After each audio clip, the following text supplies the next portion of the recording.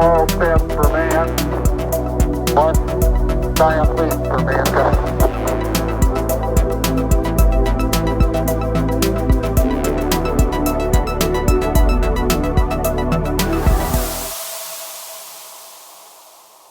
Um pouquinho de saneamento básico, ele é em 4 partes, né? Como vocês sabem: distribuição de água potável, coleta de resíduos, esgotamento sanitário e drenagem pluvial. Eu vou falar principalmente desse aqui, que é o esgotamento sanitário. A drenagem pluvial também está um pouco envolvida, porque, na realidade, nós temos sistemas de drenagem que não levam apenas água da chuva, porque há muito esgoto, principalmente águas cinzas, que correm a céu aberto e acabam sendo captadas por essas galerias pluviais e chegando nos ambientes aquáticos. Então, por exemplo, quando se tem um esgotamento sanitário, nós temos o quê? A coleta, o transporte, a coleta domiciliar, né? A prefeitura coleta, ou a empresa, né? No nosso caso, na Paraíba, é a CAGEPA, coleta a água residuária na casa de cada um, transporta essa água e leva para uma estação de tratamento de esgoto. Mas, pensando que a estação de tratamento de esgoto não faz um tratamento adequado, todo esse esgoto vai ser lançado, né, concentrado, pelo efluente dessa estação de tratamento de esgoto para um rio. Quando não tem esgotamento sanitário, é pior ainda, né? Nós temos vários tipos de fossas, né? As fossas sépticas, fossas negras, etc., fossas rudimentares, mas muitas delas, muitas vezes estouram, ou estão vazadas, algumas não têm nem fundo, são só as paredes. Então, isso é muito complicado, porque isso acaba contaminando o ambiente. E muitas delas acabam estourando e aquela água fica escorrendo a céu aberto e vai chegar no rio de alguma maneira.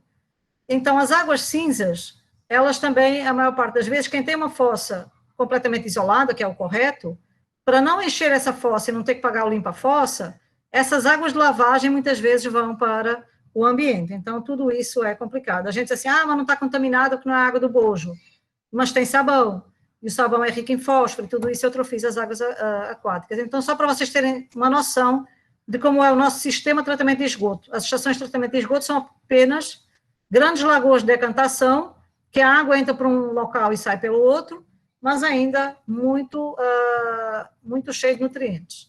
Então, só para vocês terem ideia, eu vou dar um exemplo para vocês. Aqui é um ranking da coleta de esgoto, do sistema de tratamento, né? O ranking de tratamento. Essas são as 10 melhores cidades. Desculpem, são 2 tabelas que eu coloquei juntas. Aqui é o ranking das melhores cidades. Vejam que o Governador Valadares tem 97,4% de coleta de esgoto. Ela é uma cidade exemplar. Mas quando a gente vai ver o tratamento de esgoto, o Governador Valadares tem 0% de tratamento de esgoto. Então, me digam, a empresa de saneamento básico, ela coleta o esgoto e não trata. Então, se ela coleta, vai ter que jogar em algum lugar, e esse lugar vai ser um rio. Então, isso acontece em muitos locais. Em João Pessoa, por exemplo, nós temos 65 bairros que geram esgoto, né? Mas a estação de tratamento de esgoto, que é a maior que nós temos, a de Mangabeira, ela recebe apenas 5 bairros para fazer tratamento de esgoto. Então, me digam, para onde é que vão os outros 60, né? Os outros 60 bairros estão lançando o esgoto onde? Então, há uma estação de tratamento de esgoto no Roger, mas essa é extremamente insuficiente. Então, tudo está indo para os rios, né? O Rio Tambiá, o Rio Jaguaribe, enfim. Os nossos rios, eles passam a ser esgoto a céu aberto. Então, isso é o que vocês veem. Isso é uma galeria pluvial, mas vejam o que é que está chegando aqui no Rio Jaguaribe, tá? Isso é comum ao longo de todo o Rio Jaguaribe. Isso nem é água cinza, isso nem é apenas água de lavagem. Pela cor da água, é água com esgoto de todo tipo. Então, coletar apenas o esgoto não significa que ele é tratado. Então, ter uma estação de tratamento de esgoto na cidade também não significa que toda a cidade está sendo tratado o esgoto. Então, o resultado é isso. Nós vamos ter um esgotamento sanitário precário, a eutrofização dos ambientes aquáticos, né? Isso aqui é o nosso Rio Jaguaribe, vejam como está sempre cheio de plantas. As populações doentes, né? Tem muita gente que acaba adoecendo por conta dessas águas a céu aberto, né? Porque isso favorece a permanência de vetores de doenças, né? Como moscas, mosquitos e por aí fora. Muitas verminoses são transmitidas. A diarreia é uma das principais doenças que ocorre, se vocês forem nos postos de saúde, a maior ocorrência de A maior ocorrência, a maior quantidade de ocorrências é em consequência de diarreias. Então, teve uma aluna minha de doutorado que fez esse levantamento lá no Renascer, e a maior parte era verminoses. Bom, só para vocês terem noção, né, esse dado aqui é muito triste, a partir de dados do Sistema Nacional de Informação de Saneamento, Cronenberg, em 2014, classificou o município de João Pessoa entre os 10 piores em relação à taxa de internação hospitalar por diarreia, sendo 64,5% das internações de crianças menores de 5 anos de idade. Gente, vejam esses dados como são tristes, né, de ver, né? Então, isso tem a ver com o quê? 60 das 100 cidades com mais problemas, abaixo os índices de população com coleta de esgoto. Então, vejam como a questão do esgoto, né, tem essa relação direta com a falta de saúde de uma população. Hoje estamos com um problema, né, que todo mundo sabe, a questão da pandemia pelo Covid. Então, o coronavírus, ele é resistente ao esgoto. Estudos realizados pela Fundação Oswaldo Cruz mostraram que o vírus é encontrado nos canos, né, que transportam esgoto. Então, isso aumenta o risco de contágio. Se o nosso esgoto não está indo para uma estação de tratamento de esgoto, por exemplo, e ela também não vai ser tratada na estação de tratamento de esgoto, o vírus acaba chegando nos rios. Então, vejam aqui só dados gerais. Na rede coletora de esgotos do município, isso aqui foi no Rio de Janeiro, as coletas foram iniciadas em 15 de abril e estão sendo monitoradas.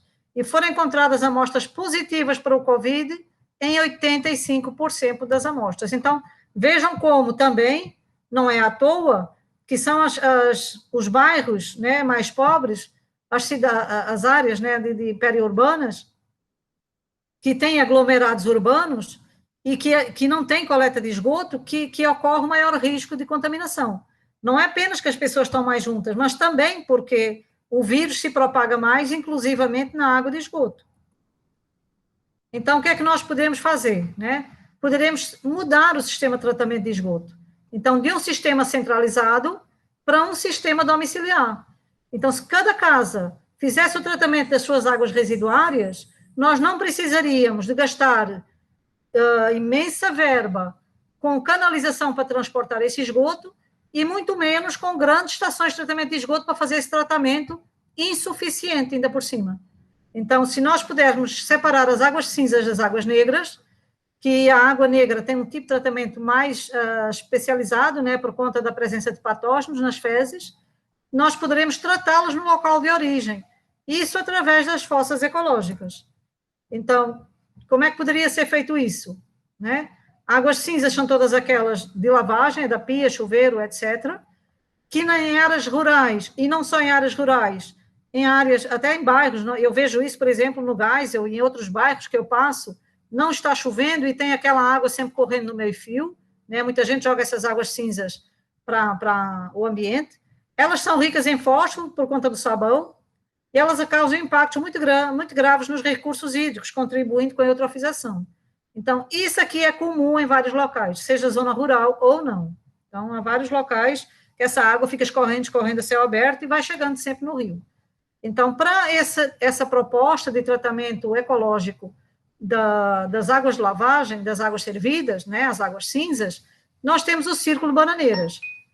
O Círculo Bananeiras ele é muito simples, esse esquema mostra apenas um buraco que vai receber uma série de madeira, troncos, galhos, etc. Não precisa cimentar, não precisa impermeabilizar, e nós vamos simplesmente plantar bananeiras, geralmente nos pontos cardeais. Então, são 4 bananeiras, uma em cada ponto. Então, como é que ele funciona? As estruturas orgânicas que a gente vai colocar, ou seja, os galhos, troncos, etc., que a gente vai colocar, vai servir de substrato para bactérias e fungos, que elas vão trabalhar essa decomposição desse material que está chegando lá, tratando e melhorando essa água.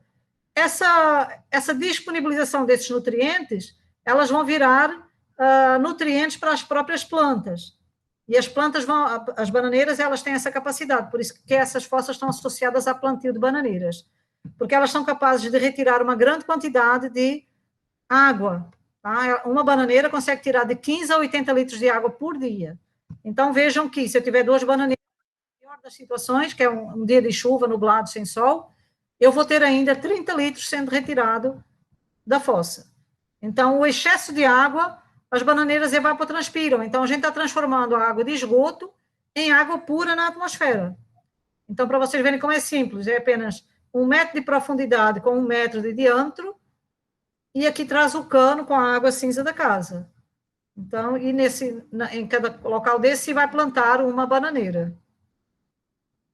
Aqui é só para vocês verem como o sistema é simples. Aqui é um aluno meu do mestrado, o Elton Paz, que nós construímos em alguns locais. Então, veja só a escavação do buraco, enche de madeira, traz o cano da casa para cá. Esse cano geralmente deve estar mais ou menos aqui no meio, né, da fossa. Planta as bananeiras no entorno, enche de folhas, e isso aqui no dia que a gente terminou, isso aqui 3 meses depois. Então, não se vê mais água escorrendo a céu aberto, né, porque ela está vindo canalizada. As bananeiras vão crescendo e usando essa água, vão dar fruto, vão dar banana. Nós podemos plantar aqui no entorno outras plantas, e tudo isso evita aquela água a céu aberto. Então, as águas negras são as águas do bojo sanitário, elas têm um tratamento mais específico, como eu falei para vocês. Elas também são muito ricas em matéria orgânica, e pelo fato de muitas fossas não serem permeáveis, nós temos grandes problemas também de contaminação, não só dos rios, também do solo. Então, isso aqui é as chamadas fossas consumidouro. Elas, quando enchem, então a água que supostamente já estaria tratada, ela é liberada, mas isso não acontece. Essa água ainda sai muito rica em nutrientes. Isso aqui foi um bairro em João Pessoa, que nós fomos chamados para dar uma mão. Então, todas essas casas têm uma fossa minúscula, isso aqui é quase 1 metro por 1 metro, todas elas estouradas, as pessoas não têm condição de pagar um limpa-fossas, né? Então, essas fossas estouram e ficam estouradas eternamente, porque é 160, 180 para chamar um limpa-fossa. Infelizmente, a gente tem sempre as crianças, né, brincando perto dessas águas, e a proposta para esse tipo de águas, desculpem, ficou desconfigurado, é o tanque de evapotranspiração. O tanque de evapotranspiração, ele já vai ser impermeabilizado. Então, vendo aqui que ele é todo fechado, as paredes e o fundo. Ele é mais barato de construir do que uma fossa normal. Por quê? Primeiro, porque ele é mais raso, é só 1,5 metro de profundidade, e segundo, porque ele não leva a loja em cima. Então, o que a gente vai ter, a construção pode ser barateada também, com tela-cimento, ao invés de comprar tijolo. Então, tudo isso pode ser usado. Pode ser usado, essas fossas são propostas pela permacultura, viu, gente? Isso aqui não tem nada a ver comigo, a gente não inventou nada, nem está criando a roda, a gente está só divulgando. Então, a proposta pela permacultura é fazer o reuso de pneus usados. Então, essa câmara de pneus vai ser a chamada câmara de fermentação. Essa câmara de fermentação vai ser o primeiro tratamento biológico, como o nome está dizendo, não tem oxigênio, por isso é que ocorre a fermentação. Então, todos os organismos patógenos que vêm junto com as fezes já morrem aqui nesse local. Depois vai haver uma extrapolação, porque esses pneus vão ficar apenas encostados uns nos outros, e o líquido vai sair, e aqui nós vamos colocar a metralha. Então, essa metralha é resíduo de construção civil, ou pode ser pedras, pode ser tijolo, pode ser telha, pode ser resíduo de cerâmica, o que for. Vai ser colocado até a altura aqui do pneu. Em cima faz uma camada de brita, uma camada de areia, e em cima uma camada de solo. Eu, geralmente, para não gastar tanto dinheiro, a gente coloca aqui a areia que a gente retira quando faz o buraco da escavação. E em cima nós vamos plantar as bananeiras e outras plantas que têm uma grande taxa de evaporação. Então, é citada a taioba, né, como proposta.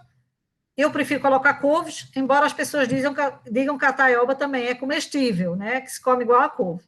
Mas você pode fazer sua horta aqui em cima, né? Você pode fazer tomateiro, você pode colocar pé de pimentão, pé de alface, o que for. Já há trabalhos que mostram que não existe contaminação, né, por patógenos depois que passa por todo esse tratamento biológico e físico. Então, também só para mostrar para vocês como é simples, foi né, procurado o local, foi escavado, isso aqui foram um monte de crianças que ajudaram a fazer. Aqui está colocando a tela, porque essa construção de tela-cimento, para quem não conhece, coloca no buraco uma camada de cimento, depois prende essa tela, pode ser tela de galinheiro, pode ser aquelas de plástico mesmo, e depois passa outra camada de cimento em cima. Aí coloca, repara, já ficou impermeabilizado aqui, aí coloca-se o tubo de pneus, desculpem, a metralha no entorno, entre os pneus e a parede, coloca a metralha, depois coloca a camada de brita, de areia. Deve ter sempre um tubinho, né, que vem lá de baixo. Geralmente eu boto o cano de 100 que entra, eu coloco uma curva, aliás, um T, e vai uma parte para baixo para levar o esgoto e vai uma parte para cima, que é para onde sai o gás. Porque há geração de gás nesse sistema, tá, gente? E depois nós temos assim, em vez de ter aquela esgoto correndo a céu aberto, o esgoto vinha daqui dessa fossa que era estourada, ele já está sendo direcionado aqui para dentro da fossa. E a gente consegue produzir alimentos. Aqui tinha pé de banana, tinha pé de mamão, tinha pé de melão, tinha plantas ornamentais, enfim. Passa a ser algo paisagístico no lugar de ter o esgoto correndo a céu aberto. Então, só para mostrar novamente como isso é simples de ser feito, isso aqui foi outra fossa que construímos no Conde, na prefeitura do Conde. Então, os pneus, essa foi enorme, né? Essa foi cavada com um trator. Então, colocou a metralha e temos a fossa terminada. Colocou a camada de brita, a camada de areia, e temos aqui depois a equipe, né, que ajudou a construir essa fossa. Então, geralmente, nós estamos fazendo isso em projetos de extensão. A construção é em mutirão, né, ela serve como oficina para ensinar as pessoas como é que faz, e nós esperamos que essas pessoas sirvam de multiplicadores. Aqui é outra que eu fiz lá em casa, essa era abaixo do chão, né, bem funda também, só para mostrar como é simples. Então, no seu jardim, no seu quintal, você passa a ter um sistema, uma bananeira produzindo alimentos. Bom, então, se nós conseguirmos reter os nutrientes do esgoto, nós já estamos contribuindo com a melhoria da qualidade de água. Tá? Então, na restauração de ambientes aquáticos, uma parte é reter os nutrientes, e outra parte é melhorar o rio que já está poluído. Então, o que é que eu posso fazer para ajudar o próprio rio? É fazer um trabalho de biorremediação. Então, isso aqui foi no açude Taperoá, não foi no rio. A gente colocou uma série de módulos desses, eu vou chamar esse módulo, nós temos aqui isso aqui flutuando, e aqui nós temos cortinas de plástico. Então, vejam que aqui em cima tem todo o material que nós vamos chamar de biofilme. Esse biofilme é uma comunidade de organismos vivos que vão se agregar aqui no plástico. Então, nós temos desde micro-organismos como bactérias, fungos, etc., que vão auxiliar na decomposição da matéria orgânica que vai estar passando aqui na água do rio. Nós temos microalgas, que é essas partezinhas aqui verdes, que vão absorver esses nutrientes e vão produzir oxigênio. Essa função é extremamente importante, porque na hora que um rio é poluído, diminui a oxigenação no rio, e na hora que nós temos a instalação dessas cortinas de plástico, aumenta a oxigenação do rio, e com isso permite que haja as reações redox, né, como a gente chama, os processos de nitrificação, por exemplo, a passagem para sulfeto também, né, o sulfeto tem mau cheiro, por quê? Porque ele não termina de passar a outros sistemas, a outros compostos na sequência. Então, a nitrificação passa a amônia para nitrito e para nitrato. O nitrato é o produto final que não é tóxico, mas a amônia e o nitrito são tóxicos e eles precisam de oxigênio para chegar a nitrato. Então, nós estamos fazendo isso aqui em Rios. Isso aqui foi um trabalho em parceria com Portugal, que lá tinha mais dinheiro, aí fizemos com canos de PVC, e aqui as cortinas de plástico. Aqui foi em Lucena, fizemos com ripas e com as cortinas de plástico, e assim só para ver como vocês verem como é simples. Aqui foi um curso de capacitação que nós demos lá na Ivote, lá em Gramame. Aqui o material usado para flutuante foram bambus, e aqui as cortinas de plástico que eu já falei para vocês. Então, a gente pode mudar a realidade de um rio apenas colocando um substrato, que pode ser cortina de plástico. Se o rio for muito raso, podem ser pedras, e isso vai permitir a instalação desse biofilme, que vai ser crucial na descontaminação desses rios. Aqui é o Rio do Cabelo, eu vou dar para vocês o exemplo do que a gente conseguiu fazer com os alunos. Não tivemos apoio, nem patrocínio, nem financiamento de nada, então foi tudo por conta da nossa verba e dos alunos que trabalharam junto. Uma das nascentes do Rio do Cabelo está ali na frente, em Mangabeira, na frente do Trauminha, não sei se vocês conhecem. Então, na frente do Trauminha, ela está completamente poços de água, tá? Não é isso aqui não, isso aqui já é depois do presídio. Então, quando chove, o rio flui, passa por dentro do presídio, mas essa água que vocês veem aqui é todo o esgoto que sai do presídio que é jogado aqui. Então, é a partir daqui que vai fluir o Rio do Cabelo. Então, o próprio Rio do Cabelo já nasce numa lagoa de esgoto. Isso aqui que vocês estão vendo aqui, essas manchinhas brancas, são bolhas de gás da decomposição desse esgoto que estão saindo lá do fundo. A segunda nascente do Rio do Cabelo, ela fica aqui em Quadramares. Então, aqui vocês veem um condomínio fechado, que também está jogando seu esgoto na nascente do Rio do Cabelo, ou seja, as duas nascentes do Rio do Cabelo são comprometidas. Vejam a cor dessa água.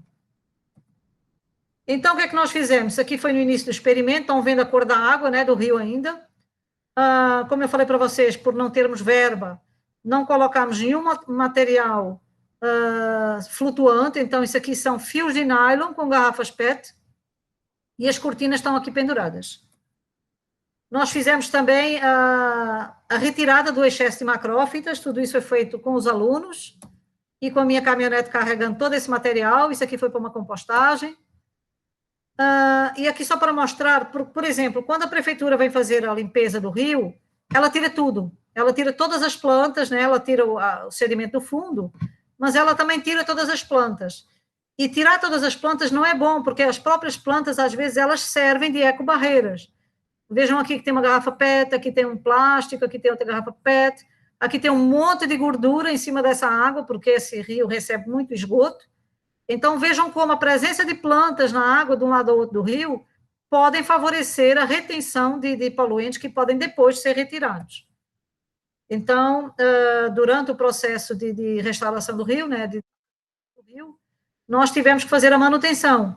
Ou seja, essas plantinhas chamam-se ninféias, elas são indicadoras de melhor qualidade de água, elas se espalharam por todo o rio, mas essa outra, a salvínia, ela saiu fechando os espaços vazios.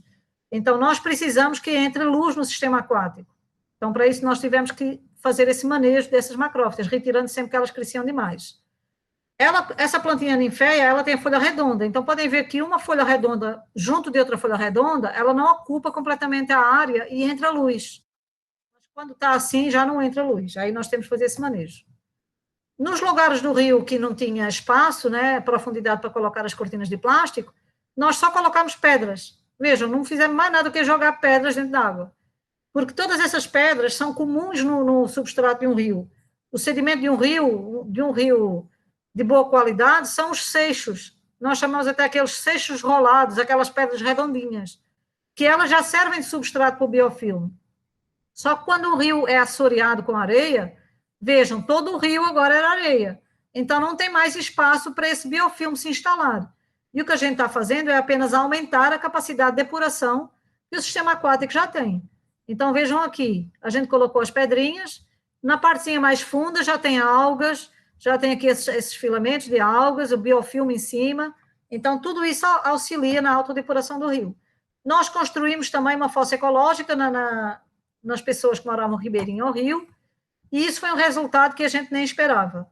Aqui são 2 poços, a gente analisou a água dos 2 poços da casa dessa senhora. Antes de a gente fazer as fossas, ela tinha os 2 poços contaminados. Isso aqui é amônia, nitrito, nitrato e fósforo.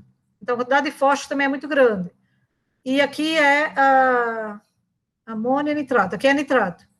Mas repara, o nitrato, apesar de não ser tóxico, quando nós ingerimos água rica em nitrato, o que é que vai acontecer? Nós vamos, durante o nosso processo digestivo, transformar esse nitrato em nitrito, e o nitrito é cancerígeno. Então, vejam que nós podemos aumentar casos de câncer na nossa saúde, simplesmente porque estamos bebendo uma água rica em nitrato. Um ano após a construção das fossas, vejam como diminuiu, né, bastante a poluição nos 2 poços. Então, se essa senhora tivesse fossas ecológicas desde o início, nem precisaria ter construído o 2º poço. Então, o que é que nós tivemos aqui? No lençol freático, nós tivemos a diminuição de 4 vezes nitrato, 5,4 vezes nitrito e de 26 vezes o fosfato. Tudo isso, nutrientes a menos que as pessoas estão consumindo. E o rio, como é que ficou? Isso aqui é aquela fotografia que eu já mostrei para vocês, em período de chuva, em período de estiagem. Olha como ficou o Rio do Cabelo depois de fazermos essa intervenção. Então, vejam que a água ficou transparente. As plantas mais comuns foram essas ninféias, que antigamente era só essa daqui, que é a alface da água. Passamos a ver o fundo do rio, que nós nunca tínhamos visto o fundo desse rio. Olha como ficou o Rio do Cabelo. Então, passamos a ver pessoas pescando. No final do rio, lá na Foz, o mangue nasceu um ano depois, Nunca nasceu mangue aqui. Para quem conhece a Praia do Seixas e a Praia da Penha, aqui é a divisão das duas, né? E aqui é o muro da Afrafep. Então, vejam como até o mangue nasceu lá como resposta à melhor qualidade ambiental. Antes de fazermos a intervenção, nós tínhamos 6 espécies de peixe presentes no Rio do Cabelo. Depois de nós fazermos a intervenção, passamos a ter de 15 espécies de peixe. Então, muitas dessas espécies de peixe, elas são de ambiente marinho, que entraram pelo estuário. Por quê? Porque o rio passa aí para o mar com melhor qualidade. Então, os peixes marinhos, eles entram no rio para poder reproduzir. Então, vejam como melhorar a qualidade de água de um rio, que em consequência melhora seu estuário, faz com que a gente contribua com a conservação de espécies, inclusive marinhas. Então, a pesca voltou, não só aqui, mas lá na Foz também víamos pessoas pescando. E aqui são só dados mais de estatísticos, né? Então, para mostrar como diminuiu a condutividade, diminuiu o ortofosfato, diminuiu o fósforo total, né? São dados mais técnicos. Quando nós fizemos a comparação com a análise de similaridade, esse Azinho é antes, esse D é depois do biotratamento. Vejam que todos os locais se juntaram, né? Foram mais semelhantes no antes. E como o rio passou, todos os locais amostrados se agregaram no depois. Os únicos que ficaram de fora foi o P6, porque ele era muito melhor do que os outros, que é o da Foz, e o P1, que é lá no esgoto, lá em Mangabeira. Então, vejam como realmente houve diferença, e diferença significativa, entre os locais antes e depois do biotratamento. E aí a gente se animou, né? Diz assim, bom, já que a gente consegue transformar um rio poluído num rio de boa qualidade, vamos tentar no Rio Jaguaribe, né? Porque eu acho que é o sonho de todo mundo ver o Rio Jaguaribe como um rio normal, né? Sem ser um esgoto a céu aberto. Aí fomos lá para Oitizeiro, perto das nascentes. Aí colocamos aqui 2 módulos, um antes e um depois, e aqui esse banco de macrófitas, e nós fomos ver o que é que acontecia. Então, nós conseguimos ver que houve aumento do oxigênio, e aqui eu quero dizer o seguinte, aqui o rio está correndo, então a água é coletada aqui e logo depois é coletada aqui, não é uma água que ficou parada, esperando tratamento, etc. É uma água com fluxo normal. Mas mesmo assim, depois de passar pelo biotratamento, nós vemos que há a jusante, ou seja, depois do biotratamento, há aumento de oxigênio dissolvido, há diminuição de amônia, né? Vejam como diminuiu a amônia, a diminuição de nitrato, a diminuição de condutividade elétrica, aumento da transparência, e olha que a água passa bem rápido, diminuição de fósforo total. Então, resolvemos colocar o experimento em outros locais do Rio Jaguaribe. Aqui é o projeto de tese de doutorado do nosso aluno Arthur, né, que já terminou o doutorado, e aqui é meu filho, coitado, que sempre ajuda nesses processos. Então, meu filho colocando os módulos na água, né, que ele é pescador, aí ele vem, aqui é o barco de um morador aqui, desse morador aqui, que nos emprestou. Então, nós colocamos vários módulos desses em alguns locais, na Tito Silva e na comunidade São Rafael. Então, aqui no Tito Silva, vejam como o rio está sujo, né, a cor dessa água do Rio Jaguaribe é triste. Então, depois que nós colocamos os módulos, o que é que nós vimos? Aqui o P1 é aquele de Oitizeiro, que eu já falei, e aqui é na comunidade Tito Silva e na São Rafael. Aliás, São Rafael primeiro e Tito Silva depois. Em todos eles houve diferença significativa entre os valores de oxigênio. Sempre que a gente colocava o biotratamento, aumentava o oxigênio. Então, isso era visível em todos os locais que a gente fazia. A temperatura não teve diferença, o pH também não. Deixa eu ver quem é que teve mais diferença. Aqui, os sólidos totais dissolvidos diminuíram significativamente no P1. Aqui também, o nitrato também diminuiu significativamente aqui no P3, e o ortofosfato também diminuiu significativamente aqui no P4, e o fósforo total também aqui no P3. Então, vejam que, mesmo colocando poucos módulos, naqueles locais do Rio Jaguaribe, a gente analisava a água antes e depois. Havia diferença significativa. Então, vejam como é possível nós mudarmos a realidade de um rio, aumentando a capacidade de depuração do mesmo, apenas implantando substrato no próprio rio. A gente não está colocando espécie nenhuma. As próprias espécies nativas que vão se aderir. Fizemos também um trabalho social, né? Nós perguntamos às pessoas do Rio Jaguaribe se elas tinham visto alguma diferença depois de nós colocarmos os módulos de biotratamento. E esse questionário foi feito cerca de 20 dias depois de nós colocarmos os módulos. E vejam como as pessoas já perceberam mudança. Então, após o biotratamento, isso aqui, acho que foram 20 dias depois de nós iniciarmos, muita gente já viu que estava muito mais transparente, tá? Que estava transparente. Então, esse azul e esse verde mostram as pessoas que já notaram diferença na água do rio. Quanto ao mau cheiro, olha também como eles viram que diminuiu bastante esse mau cheiro. O verde e o amarelo são os que notaram melhor. Aqui na comunidade, algumas casas ficam mais afastadas do rio, talvez por isso nem todo mundo tenha notado. Mas o que eu quero dizer é o seguinte, com processos simples, de baixo custo, nós conseguimos despoluir um rio altamente poluído, né? E que as pessoas conseguiram notar, conseguiram perceber essa mudança com apenas 20 dias de biotratamento. Então, outro projeto também de uma aluna de mestrado, do Prodema, mostrou que os córregos de esgoto, porque a maior parte dos nossos córregos, hoje em dia, são canais de esgoto a céu aberto, né, que eles transportam esgoto, e tudo isso é lançado na rua, né, e esses córregos vão chegar em rios maiores.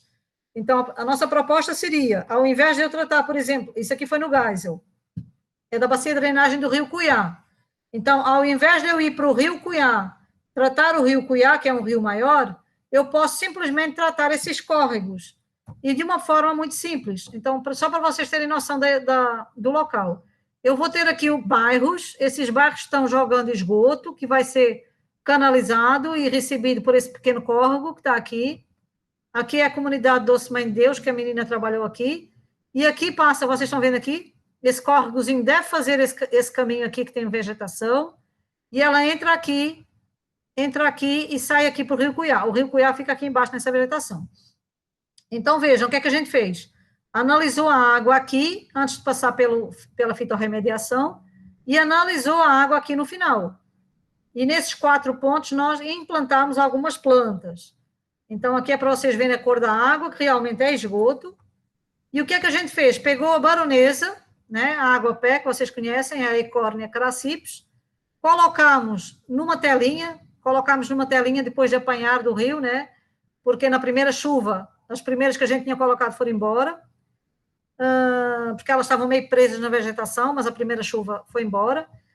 Prendemos, amarramos elas, né, colocamos nessa telinha, amarramos na margem e colocamos apenas 2 plantas em cada local daqueles, em 4 locais. Então, vejam, 8 plantas foram usadas para testar essa biorremediação, essa fitorremediação. E o que é que a gente viu? Eita, aqui está faltando os valores de IP, o valor da estatística, mas enfim, não havia diferença significativa antes do biotratamento entre a entrada e a saída desse canal. Depois que nós colocamos as plantinhas, já passou a ter diferença significativa. Que pena, não saiu o valor de IP. A mesma coisa com o nitrato. O ortofosfato também não tinha diferença antes, estão vendo? E passou a ter diferença significativa aqui. Aqui já apareceu o valor de IP. O oxigênio dissolvido já tinha um pequeno aumento de oxigênio, mas passou a ter mais. A condutividade não havia diferença significativa, também passou a ter diferença significativa. Os sólidos totais dissolvidos, vejam que a diferença também passou a ser maior. Então, o que é que a gente viu? A amônia e nitrito, eles não deram muita diferença significativa, tá, gente? Aliás, depois passou a ter mais amônia e nitrito, mas em relação ao nitrato e ao ortofosfato, que são os principais indutores da eutrofização nos rios, olhem como foi mais eficiente a depuração. Aqui é a capacidade de depuração. Então, foi capaz de tratar muito melhor o rio, retirando nitratos, depois do biotratamento. E aí a gente pensou, eu consegui retirar, salvo erro, 0,50, 0,80 de fosfato e 0,50 de nitrato. Então, se a gente, nos 10 riachos, nos 10 córregos que abastecem o rio Cuiá, se nós usássemos plantinhas daquelas para fazer esse melhoramento, a gente ia conseguir tirar 0,8 gramas de fósforo e 0,5 gramas de nitrato, considerando, por metro cúbico, né, considerando a entrada daqueles 10 córregos poluídos. Então, seria uma maneira de a gente conseguir reduzir a quantidade de nutrientes no rio maior, que seria o Cuiá, através do tratamento apenas nos córregos. E outra forma da gente tentar reduzir a entrada de nutrientes é com a construção de um biodigestor. Então, esses biodigestores podem ser caseiros. Então, só para vocês terem noção, quem tem pecuária, quem tem muita produção de fezes, etc., pode usar isso com frequência. Hoje em dia, nós temos uma dissertação de mestrado que mostra que as plantas aquáticas, aquelas plantas que ficam lá no rio, elas podem ser usadas como biomassa para o biodigestor. Esse biodigestor, depois do processo de digestão, vai produzir o biofertilizante, que é muito bom como adubo, e o gás de cozinha, que é o metano. Então, a gente pode estar transformando um problema, que é aquele monte de plantas no rio, numa solução econômica, né, que é a geração de um biofertilizante e do gás de cozinha. Então, ela é muito simples também sua construção. Nós vamos ter aqui enterrado, né, o biodigestor, que é apenas uma câmara. Aqui em cima é onde se armazena o gás. Temos um canal de entrada e vai ter um canal de saída do biofertilizante. Então, para vocês verem, isso foi um projeto chamado Cinturão Verde, associado à prefeitura há uns anos atrás. É apenas a escavação. Então, quem tinha a produção de porcos teria que ter um biodigestor para ter o licenciamento. Então, a construção é só um buraco, né? Impermeabilizar esse buraco com cimento, né? Alvenaria. Vai levar essa canaleta aqui em cima, que é onde vai encaixar essa caixa d'água invertida. Tem uma meia parede para aumentar o tempo de persistência do material aqui. E depois o biofertilizante vai ser acumulado em outra caixa d'água. Então, o adubo é muito bom, né, um biofertilizante livre de contaminação, porque já passou por um processo também de fermentação, é onde vai ser gerado o gás. É muito bom para a questão de saneamento ambiental, né, porque deixa de ter fezes e urina, etc., de animais a céu aberto. Isso diminui o mau cheiro, diminui a propagação de moscas e doenças, e, principalmente, diminui a entrada dos nutrientes nos rios. E vai fornecer também energia, como a gente já falou. Então, a nossa ideia é que as casas possam ter biodigestores caseiros e que essas plantas que estão a mais no rio, elas possam ser usadas aqui como fonte de biomassa. Então, meu aluno do Prodema, o Sérgio Melo, ele testou aquela icórnia, né, aquela baronesa, como fonte de biomassa no biodigestor e em questão de 10 dias, isso num trabalho experimental, ele já conseguiu a produção de gás. Então, eu tenho um biodigestor caseiro em casa, com 2 tambores, eles podem ser também com uma sequência de tambores. O meu está mal feito, o meu está com defeito, que é essa entrada da biomassa por cima, porque quando... Eu até botei aqui uma válvula, né, para não sair, mas não adiantou, eu perco o gás, mas eu estou produzindo um biofertilizante. Na granja, eu fiz um biodigestor já como o pessoal indica, né? Está aqui o biodigestor, aqui é o armazém de gás, e eu passo a tubulação já para o fogão e posso ter o uso desse gás através da cozinha. E o biofertilizante ele é direcionado para essa outra caixa d'água que vai ser usado nas plantas. Então, esse biofertilizante tem esse aspecto escuro, parece um chorume, e já foi testado na produção de microalgas em laboratório com sucesso. E, por último, a gente tem também outro processo interessante, que é a biomanipulação. Na biomanipulação, nós tentamos manipular uma cadeia trófica através de alterações nos peixes. Então, isso melhora a qualidade de água em reservatórios. A ideia é nós diminuirmos as espécies de peixes que se alimentam do zooplâncton, para que o zooplâncton aumente e possa se alimentar do fitoplâncton. Então, se eu vou ter menos fitoplâncton, vou ter a minha água mais transparente, ao invés de ser verde. Então, espécies de peixes que se alimentam de peixes devem aumentar. Então, se eu tenho mais zooplâncton, vou ter menos fitoplâncton e vou ter uma água mais transparente. Então, isso foi o que aconteceu, mas isso foi acidental. Nós tínhamos um projeto ecológico que trabalhava por 10 anos, monitorou por 10 anos o açude. E a partir de 2008, vejam, a partir de 2008, a gente começou a ver que a água do açude cada vez estava mais transparente. 2008, 2009, 2010, e a gente sem entender o que estava acontecendo. Aí depois vimos que era a inserção do peixe tucunaré, que a prefeitura colocou lá no açude, e isso despoletou um processo de biomanipulação. Então, o tucunaré controlava a tilápia é um peixe que se alimenta de zooplâncton. Então, diminuindo a tilápia, aumentava o zooplâncton, e aumentando o zooplâncton, tinha menos fitoplâncton, a água ficava mais transparente. Então, vejam como o nitrito também diminuiu a partir de 2008, o fósforo também diminuiu a partir de 2008, e nós podemos melhorar a qualidade de água apenas com a presença de alguns peixes.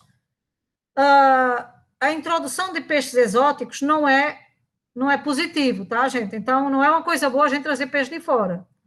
Mas eu estou falando de algo que já existe nessa região. Então, há vários locais que já têm a presença do tucunaré. A barragem Gramame, por exemplo, que abastece João Pessoa, ela tem o tucunaré, tá? E é por isso que a água de lá é tão transparente. O açude Gramame, Mamoaba, a água é transparente. Eu não entendia por que aquela água é transparente, se é arrodeada de cana, se desde as nascentes lá em Pedras de Fogo tem plantio direto, né? Cana, adubo, agrotóxico, etc. Mas é pela presença desse peixe. Aí as pessoas me diziam que não tinha nada a ver. Não tem nada a ver, o tucunaré não tem nada a ver com qualidade de água, não sei o que, não sei o quê.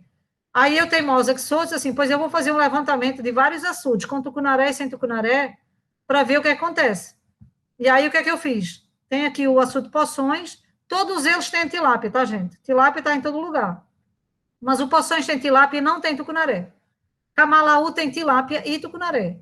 Epitácio Pessoa, que é do Boqueirão, tem tilápia e tucunaré. Acauã não tem tucunaré.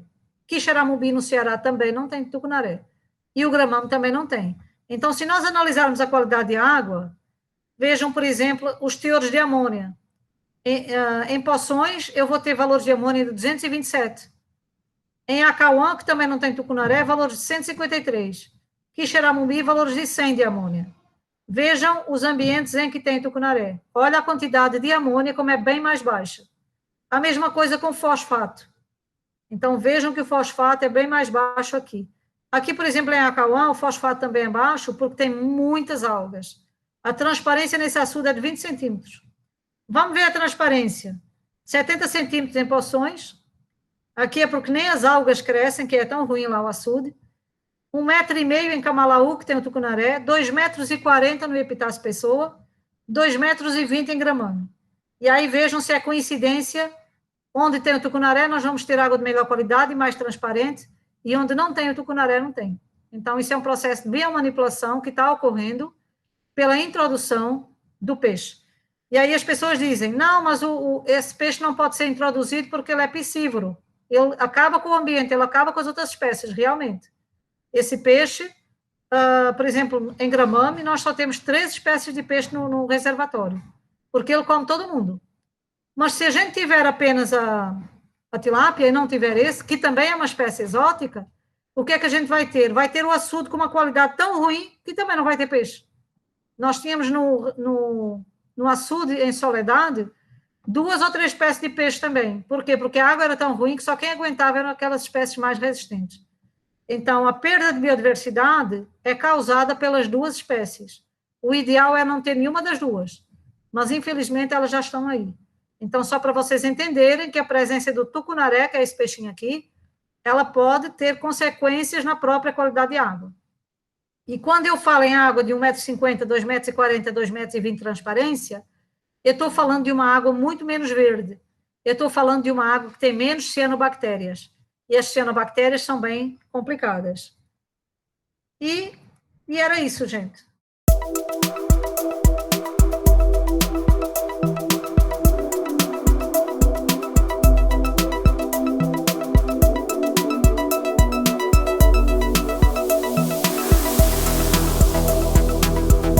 That's one small step for man, one giant leap for mankind.